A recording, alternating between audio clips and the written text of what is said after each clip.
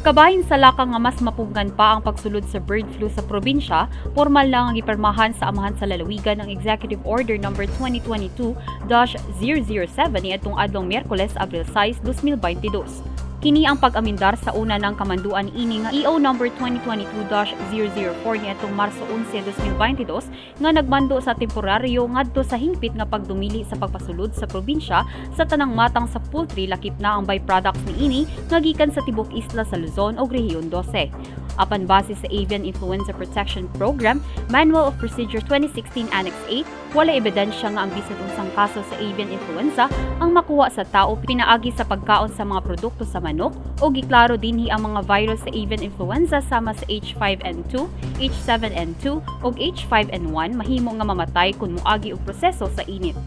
Tungod niini ang bagong kamanduan pag-amindar mao ang pagtugot na sa pagpasulod sa tanang processed ug canned nga poultry ug byproducts niini nagikan sa dapit sa Luzon ug Rehiyon 12 kun Cotabato Region samtang magpabiling ban o dili makasulod sa lalawigan ang uncooked, fresh eggs, live ug fresh nga manok.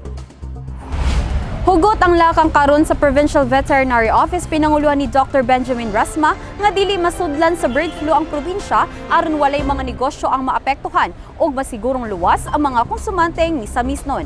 Ako si Lambo Jane Salimbaw alang sa Miss or Balita.